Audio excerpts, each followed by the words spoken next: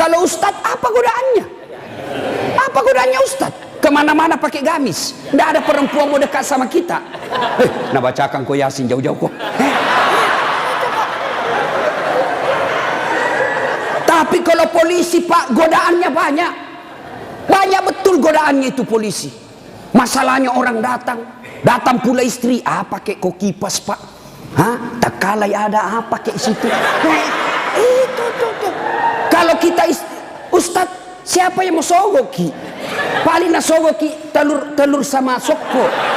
Apa mau nasogokkan ki? Tapi polisi subhanallah godaannya sangat besar, bebannya sangat besar. Maka disitulah dibutuhkan ibu. Pelihara suamimu. Jangan kau malah jadi tukang kompor. Apa kek, masa kita sudah 17 tahun menikah tidak pernah tongko belikan gelang. Itu saja baru polisi baru 3 tahun suaminya gelangnya kayak pelik sepeda. Betul dia baru 3 tahun tapi dia sudah jual sawah warisan. Jangan bu, sayangi itu suamimu, kasihan. Jangan kau dorong dia masuk neraka. Ya, coba kalau ibu-ibu tidak beristri polisi, ibu ndak jadi ndak jadi bayangkari. Karena ibu bayangkari, wah luar biasa, mobil polisi dia pakai piarisan. Iya toh? Iya bu. Makanya syukuri. Coba kalau ibu ndak nikah sama ibu bapak-bapak polisi, ibu bukan bayangkari, gasturi. Gadis tua Republik Indonesia. Maka bersyukur ya. Pak, jaga sholat pak. Saya kasih contoh ya, saya kasih contoh.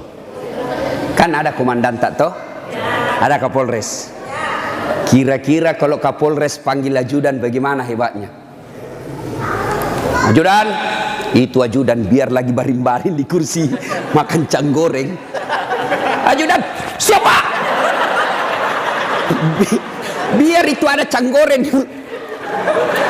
Perintah komandan. Iya toh? Iya. Mana ada ajudan berani dipanggil? Ajudan, tunggu dulu pak. Bilang aku diinjak lehermu. Coba. Ayo. Begitu takutnya kita sama manusia. Padahal Kapolres paling lama 2 tahun. Mutasi lagi. Tapi begitu takutnya kita sama manusia. Tidak berani kita bilang tunggu. Lalu kenapa ketika azan berkomandan Allah memanggil kita, hayya 'alal falah. Pak polisi, sini kok, saya kasih kok kemenangan. Bapak tahu enggak itu artinya hayya 'alal falah? Itu artinya sini saya kasih kok kemenangan, sini saya kasih kok kejayaan. Allah panggil kok, sini kok saya kasih jadi Kapolsek kok, sini kok saya kasih kok jadi Kapolres, sini. Tapi apa jawaban kita? Tunggu, lagi meeting. Tuhannya suruh menunggu. Kapolres saja kau tidak berani kasih menunggu. Ini Tuhanmu kau suruh menunggu. Pantas 20 tahun kau jadi polisi tidak bisa kau lepas dari kredit.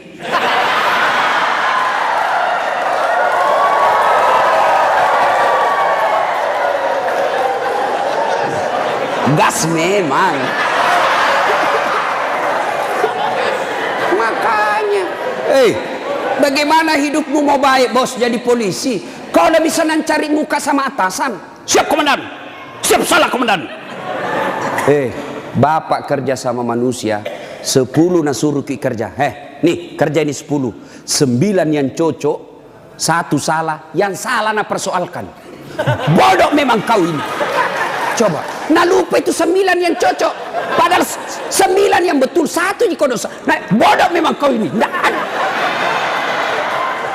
itulah manusia. Kalian capek cari kelakuan baik. Jangan kau terlalu mencari muka sama pimpinanmu. Yuk kerja saja dengan baik sebagai polisi. Ada tupoksimu, ada ini kasat ini, jelas pekerjaannya. Kerja itu dengan baik, perbaiki sholatmu. Allah yang angkat derajatmu. Tapi siapa? Nah bilang ada di Jakarta, cemen lu men. Ayo, serius pak. Baiki saja sholat. Kecil pak. Bapak kan punya jalan jadi Kapolsek. Bapak punya jalan untuk jadi Kapolres. Kenapa? Bapak polisi, memang ada jalannya. Yang tidak bisa ada jalannya, saya jadi Kapolres. Tidak ada itu. Tidak ada jalannya itu, bos. Ayo. Yang tidak ada saja jalannya, Allah kasih. Saya ulang. Yang tidak ada saja jalannya, Allah kasih. Apalagi memang ada jalannya. Apa maksudnya? Pak, bisa enggak perempuan hamil tidak pernah disentuh laki-laki? Itu enggak ada jalannya menurut ilmu kedokteran. Enggak mungkin. Tapi kalau Allah yang mau jadi Siti Maryam, wanita suci, enggak pernah disentuh laki-laki, hamil melahirkan Isa alaihissalam. Tuh Siti Maryam. Cuma sekarang banyak tahu perempuan mau ingin Siti Maryam. Hamil, tidak ada suaminya. Usut punya usut, ternyata selingkuh sama polisi.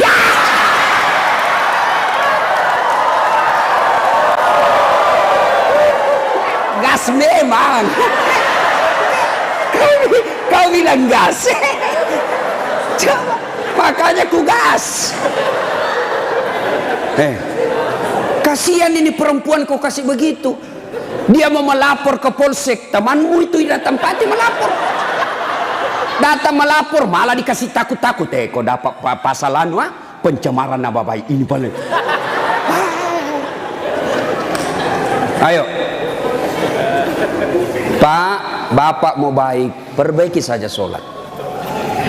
Saya kasih lagi contoh. Saya akrab sama Kapolres. Saya datang di Sidrap. Pak Kapolres, adakah di Sidrap ini cari-cari telur, mau pengantin? Siap Ustadz, gampang. Kapolres telepon ajudan. Ajudan, itu Ustadz Dasat ada di hotel, kau jemput pakai Alparnya Aji. Kan ada Alparnya tahu Pak Kapolres. Hah? Tapi punya teman. Nah, bawakan telur. Selesai masalahku soal telur. Kenapa? Saya akrab sama komandan. Sebaliknya ada orang dari Makassar, tidak pernah ketemu Kapolres, tidak pernah kenalan, tidak pernah didengar namanya. Assalamualaikum Kapolres. Saya ada di Sidrap ini, saya cari-cari telur, pinjam dulu mobil tak Pak. Siapa nak telepon Kapolres? Kapolsek, tangkap itu. Hah? Tangkap dia. Tidak pernah kenal, penipu pasti itu, penipu, tangkap. Begitu juga Bapak, tidak pernah sholat, sholatnya hanya hari Jumat, itu pun paling terlambat datang, paling cepat pulang. Orang khutbah dia tidur, pas bangun kamat dia bilang, aliran apa ini masih tidak ada khutbahnya? Bukan aliran apa, kau mati dulu. Ayo, tiba-tiba dimutasi. Tidak ada tempatnya yang bagus-bagus, stres. Jadi berdoa, ya Allah, capek mak ini jadi polisi Tuhan. Kenapa hidupku tambah susah Tuhan? Nah bilang Tuhan, malaikat, karena dia sudah capek jadi ke polisi, sekali cabut nyawanya. Makanya Pak, yuk perbaiki sholat Pak. Apa alasanmu tidak mau sholat? Bilang kok apa? Bilangnya apa alasanmu? Si geaki. Apa? Hah? Tidak ada kecuali malas. Dalam Islam ada boleh beberapa orang boleh tidak dosa ketika dia sholat. Satu, belum balik. Kalau ada bapak-bapak polisi di sini merasa belum pernah mimpi basah, belum pakai balik itu. Atau ibu-ibu poluan tidak pernah haid, kau masih balita itu. Yang kedua, siapa boleh tidak sholat? Hilang ingatan alias gila. Kenapa tidak sholat? Saya gila Pak. Yang penting Bapak yakin gila, boleh tidak sholat. Tapi tidak mungkin Bapak jadi polisi kalau Bapak gila. Yang ketiga, boleh tidak sholat dalam tekanan. Zaman Belanda diancam kepala tak. Jangan kau sholat. Kalau kau sholat saya kasih pecah kepalamu. Boleh tidak sholat orang begitu. Lain itu apa Pak? Bapak nganangani unjuk rasa. Boleh Bapak sip-sipan sholat. Tidak bisa tinggalkan tempat. Sholat khauf namanya, sholat dalam keadaan perang. Bagaimana caranya? Bapak berenam, polisi bertugas. Maka bagi tiga lapis, tiga rakaat, tiga saf. Saf pertama 2 orang, saf kedua 3 orang atau 4 orang. Maka saf pertama diselesaikan dulu sholatnya 1 rakaat. Yang di belakang jaga senjata. Begini dia. Selesai ini yang saf pertama 1 rakaat, maka saf kedua lagi yang selesaikan sholatnya, saf pertama lagi yang siaga-siaga senjata. Boleh Pak. Tidak bisa ditinggalkan tempat Ustaz. Kita tayamum darurat. Boleh Bapak. Kalau pergi ambil air 1 kilo, bahaya ini keadaan. Bapak tayamum di situ. Tidak usah buka sepatu. Boleh. Bagaimana caranya? Letakkan telapak tangan di pasir. Sudah itu tepuk. Karena kalau kau tidak tepuk ada pasir, kau gosok matamu, tidak jadi kesembahyang.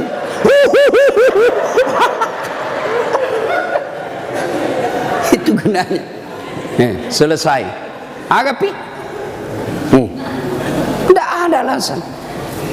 Maka Bapak sholat. Maulid kali ini, yang tadinya masih malas sholat, perbaiki sholat Pak. Kecil buat Bapak, Allah kasih kita. Kecil Pak, kecil sekali. Ini perkara dunia. Allah cukup mengucapkan kun. Itu saja itu disebut kun fayakun. Jadi nagati lipuangnya jadi. Coba. Maka Bapak Ibu Bapak ini perbaiki saja sholat. Bapak-bapak punya anak, tidak perlu di sekolah jauh-jauh ke luar negeri. Kontrol saja sholatnya. Baik sholatnya, insya Allah anakmu akan bahagia. Satu. 2. Kata Nabi, jaga perempuan di antara kalian. Nabi lagi tidak bilang jaga tetanggamu. Ini bapak-bapak juga banyak kalau sama tetangganya sopan. Assalamualaikum Ibu.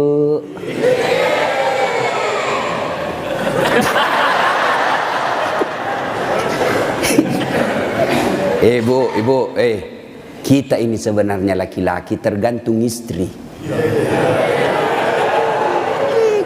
Kalau istri kita baik, sopan bicara, tidak mungkinlah kita macam-macam. Datang mama tak kuhormati, datang saudara tak kumuliakan, pasti kita berpikir, baik sekali istriku ini. Belum tentu saya dapat perempuan lebih baik dari ini. Ya sudahlah, saya sabar saja menghadapi ini. Tapi kau suka kau ngomel, malas, datang mertuamu tidak pernah enak mukamu. Baru 1 jam duduk kau bilang kapan pulang mak. Datang mertua laki-lakimu langsung kau bilang kasih mbokmu. Datang lagi bapakmu bawa beras 50 kilo, pulang nanti 1 juta. Ada begitu cerita Pak. Itu yang membuat hidup tak sial. Betul Pak. Kalau ada istri bapak yang tidak tahu menghormati orang tua tak, itu yang membuat hidupmu sial. Maka nasihati itu istri baik-baik. Ini juga ibu-ibu, hargai itu suami. Ya. Untung ibu punya suami, punya anaknya orang. Coba terima beres. Serius kah ini? Datang itu mertua kita hormati, muliakan. Coba, ada kadang-kala ibu-ibu curhat sama saya, Ustaz, kenapa itu suamiku lebih sayang kasihan satu rumah kak sama mertuaku, mertua perempuanku. Kenapa ini kasihan suamiku, sayangnya sama mamanya saya tidak. Saya bilang, sadar kok ibu, mamanya orang itu, bukan selingkuhannya, bukan istri kedua. Kalau istri kedua boleh kau bilang begitu, bersaing kok. Tapi ini mamanya, dari rahimnya itu, keluar dari perutnya, dia yang didik dia yang kasih jadi polisi, dia yang biaya, kau terima beres. Sadar, mestinya kalau begitu suamimu, kau bersyukur. Ya Allah, baik betul ini suamiku. Mudah-mudahan nanti anakku seperti suamiku, tetap sayang sama saya meskipun saya sudah tua. Dengar itu.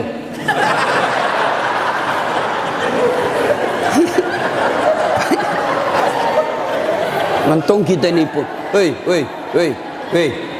coba lihat kasih yang ini polisi di jalan ngirup udara kotor.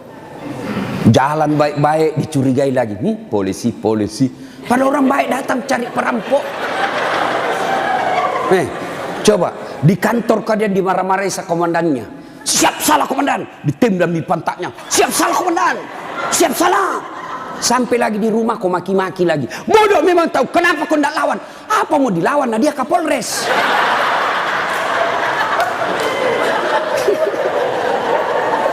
Iya toh, ini kasih muka-muka susah semua ini kasihnya polisi. Coba lihat.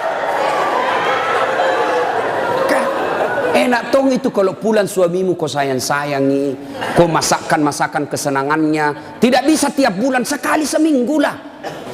Ya, paling tidak ketika kau terima gajinya, kau telepon itu suamimu, Pak, jangkit makan di luar. Hari ini saya masak kesenangan tak untuk kita, Pak. Tanam maki spesial hari ini. Salam sayang selalu dari istrimu di rumah.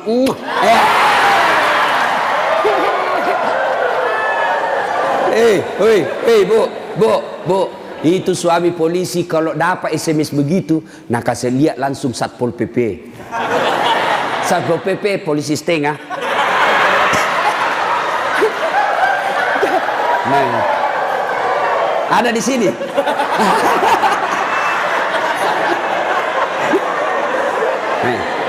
Apa nak bilang?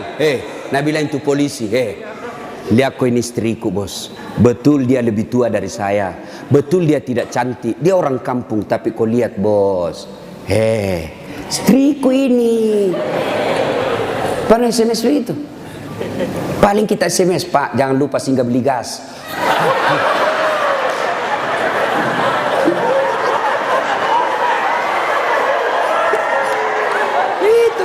Itulah susahnya jadi suami. Tapi bapak juga kalau disuruh singgah beli gas, jangan sok-sok gengsi. Jangan gengsi. Kan biasa kita laki-laki, saya polisi, saya ajun komisaris, saya ini pangkat tinggi, masa beli gas? Kenapa nih? Ayo, Pak, kecil itu. Coba, untung bukan kita yang hamil. Mau kita tukar? Kita yang hamil, istri tak beli kompor gas. Mau kita tukar kira-kira itu? Repotnya itu perempuan hamil, jalan saja setengah mati, 9 bulan itu kasihan. Melok ni masuk. Coba itu perempuan kalau hamil, duduk aja setengah mati, harus pakai standar samping. Lama itu, mapanguju tuh kasih kalau melek tudang. Coba kalau bapak langsung saja begini, selesai. Maka ketika yang begitu, bapak ikhlas saja, itulah pengabdian kita kepada istri. Ya, tenang. Itu Nabi, Pak, 11 istrinya. Tapi tidak pernah ada istrinya mengatakan menyesal saya nikah sama kaum Muhammad. Bapak satu menderita lahir batin. Itu Nabi, Pak, Nabi. Nabi kalau minum sama istrinya, dia kasih begini, minum. Kasih lagi istrinya, satu teguk, kasih lagi istrinya. Begitu romantisnya Nabi. Dan hebatnya itu, kalau Aisyah minum di sini bibirnya, itu nak cari Nabi. Coba Pak Kasat begitu. Minum bekas bibirnya istri. Bau na mulutmu.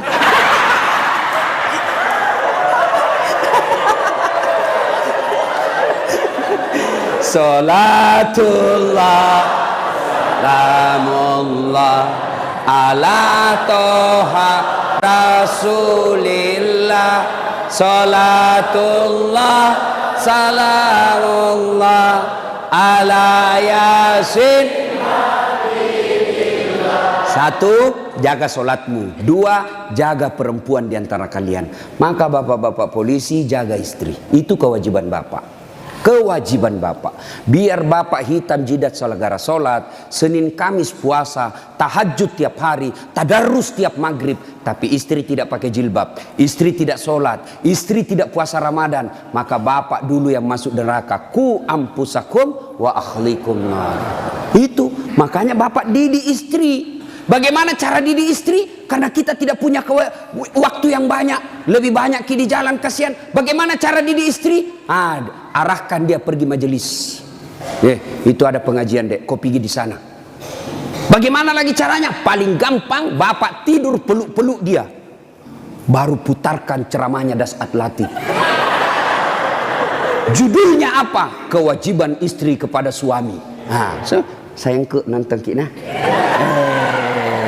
Langsung enak bapak, karena kalau bapak nasihati istri tidak masuk di akalnya. Agak toy tidak masuk, ya kan? Karena bapak lebih sering tipu istri daripada. Bagaimana dia percaya? Kita juga ibu, bagaimana tidak ditipu ki? Karena suka ki marah-marah. Jujur ki, marah kok ya lebih baik dibohongi kau supaya senang perasaanmu. Kenapa kau bohong? Selama ini kau bohong. Ku sayang kau, tidak mau kau luka perasaan, maka ku bohongi kau. Sekarang kau tahu ya itu takdir burukmu. Kan kita terpojok ki jadi bohong maki. Sama saya ada temanku SD, masih selalu kena telepon sampai sekarang. Cinta-cinta monyet dulu di kampung. Setelah saya lihat banyak viral, tambah populer kila dase. Kan itu di Makassar gitu nama aku Dasat Latif. Kalau di kampung lah dase.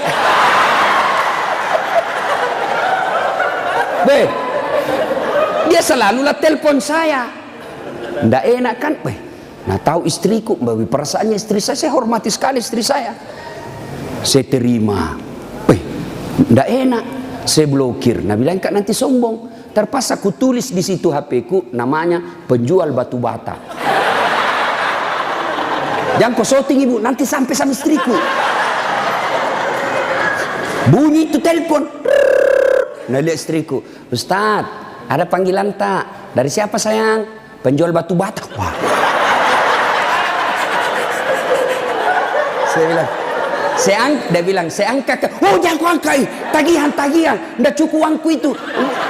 Istriku kalau bilang uang, ndak mau dia karena nanti uang belanjanya saya ambil. Jangan angkat.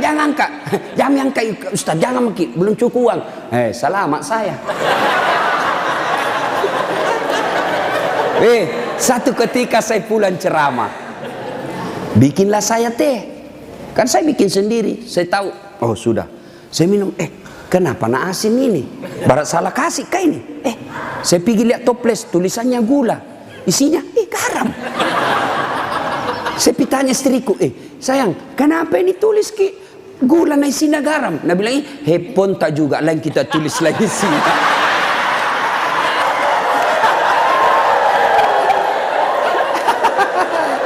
Ibu, sudah tahu rumusnya toh? Pak, jaga istri kalian, jaga. Gimana caranya? Ajari terus, nasihati terus. Tapi bapak tidak mungkin bisa didengar istri kalau bapak saja kelakuannya tidak baik. Tidak mungkin. Maka untuk menjadi baik kepada istri, bapak dulu yang harus bagus. Bapak dulu yang kasih contoh sholat 5 waktu. Kalau perlu bangun subuh-subuh sama-sama. Sayangku, yuk peluk dengan baik, cium pipi. Nah bilang apa dia mau dicium sas ngoro ih. Mak bau tong bebenya stas. Pak, kalau perlu bapak angkat itu istri. Salat subuh sayang, bareng-bareng, salat jamaah. Meskipun bapak pangkat paling rendah di Polres, tapi ibu bapak lakukan itu mulia di hadapan Allah. Angkat istri, ayo sayangku, salat bareng-bareng, berjamaah, bapak imam, istri makmum. Jangan baca yang susah-susah, yang pendek-pendek saja, ya? Karena yang susah-susah nanti tidak mau sampai. Nak baca Al-Kafirun, wala antum abiduna ma abun, wala ana abidum ma abattum, wala antum abid. Mulai curiga istrinya. Wala antum abidu, wala ana abidum. Pas selesai sholat, ibu juga kalau selesai sholat kasih semangat suami. Sabar ki pak, memang begitu kalau baru pertama orang sholat. Insya Allah ke depan tidak. Jangan malah dimaki-maki. Bodoh memang kau ini polisi dongo. Apa kau tahu kau bilang? Nah bilang suami tak jamin lagi sembahyang deh. Bu, pulang suami tak ibu. Kita tahu sudah mau masuk maghrib. Datang suami tak sudah sediakan sarungnya. Sediakan kopiahnya, sediakan bajunya untuk sholat, baju koko. Begitu datang, Deng, mandi Ki, ini kita pakai sholat maghrib, ayo kita pergi sama-sama di masjid. Nyaman ibu, suami istri jadi polisi dapat gaji tiap bulan. Kalau begini kita lakukan, bahagia hidup tak, meskipun kita tak putar-putar saja di sidrap. Enak Pak. Ini istri suka ngomel, suami tukang tipu, kredit tidak pernah berhenti. Kapan enak hidupmu? Ayo, maka perbaiki ini, saling menjaga. Suami nasihati istri, istri ingatkan suami. Itu rumah tangga yang bahagia. Dan yang ketiga kata Nabi, ucapan yang beliau keluar dari bibirnya, ummati, ummati, ummati, umatku, umatku, umatku. Begitu sayangnya sama Nabi. Sayang Nabi sama kita. Nabi tidak mengucapkan Khadijah, Khadijah, Khadijah. Tidak. Nabi yang diucapkan ummati, umat kita. Apa di dunia saja? Tidak, sampai di akhirat pun Nabi seperti itu. Ketika hari kebangkitan tiba, Allah perintahkan kepada malaikat Jibril, Jibril, kau bangkitkan manusia paling mulia yang sangat aku sayangi, Muhammad sallallahu alaihi wasallam. Nabi Jibril setengah mati mencari, lalu Allah kasih keberkahan, makamnya Nabi keluar asap, didapat. Lalu bangkitlah Nabi. Ya seperti itu yang kita lihat di sirkus, ada manusia yang tiba-tiba naik saja ke permukaan, lalu Nabi duduk, gosok mata. Jasadnya Nabi Pak sampai detik ini tidak hancur, seperti ketika beliau hidup, kulitnya tidak rusak. Pernah kan beberapa kali itu kan kuburnya Nabi jasadnya Nabi dicuri, kan beberapa kali tuh, 9 kali, dan jasadnya pun sudah ratusan tahun meninggal masih sama. Nah, bangun Nabi, gosok matanya. Lalu Nabi buka, nampak Jibril di depannya. Lalu Nabi berkata, Jibril, hari apa ini? Ya Muhammad, inilah hari kebangkitan yang pernah Allah janjikan kepadamu. Kira-kira kalau bapak bangkit seperti itu, bapak cari siapa? Mana kasihan anakku? Oh, mana itu istriku yang baik sekali? Apa Nabi cari keluarganya? Tidak. Nabi tidak berkata, mana bapakku, rindu saya mau melihat bapak saya yang tidak pernah saya lihat wajahnya. Tidak. Siapa yang Nabi cari? Aina ummati. Jibril, mana umatku? Kita yang dicari Nabi Pak. Bayangkan, begitu cintanya Nabi kita. Nabi cinta di dunia sampai di akhirat. Nah sekarang, bagaimana kecintaan kita kepada Nabi? Kalau sahabat luar biasa cintanya kepada Nabi.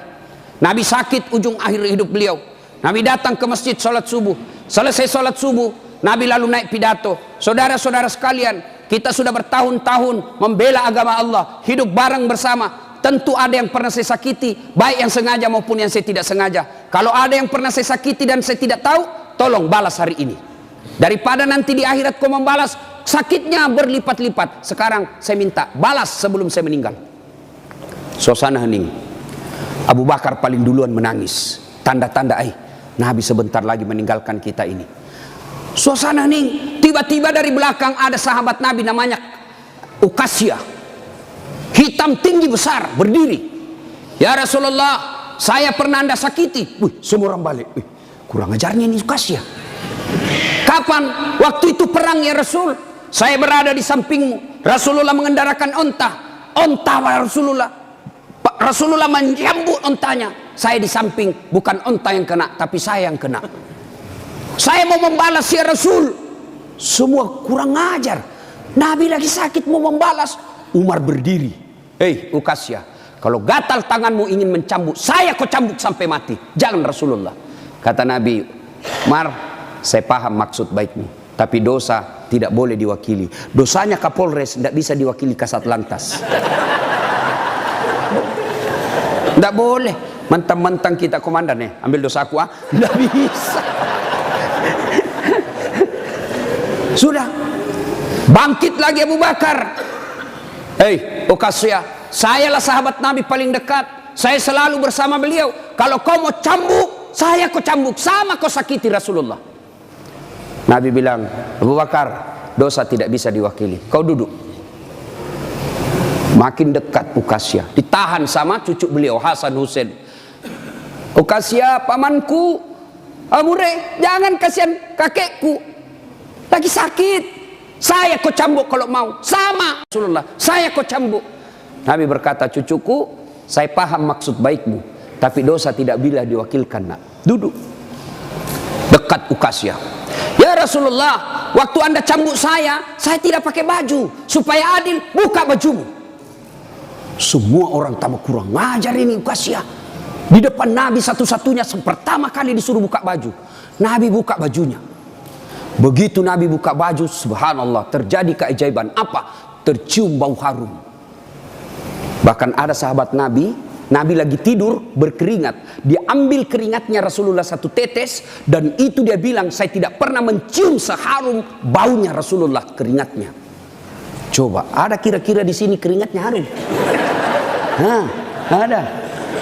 Kira-kira kalau saya buka baju di sini, bukan bau harum, bau sakulu. Itulah Rasulullah. Lalu apa kata Rasulullah? Ya, baik, saya buka. Kata Nabi, cepat kau Ukasya, jangan kau buat saya lama tidak pakai baju, nanti Allah menghukummu.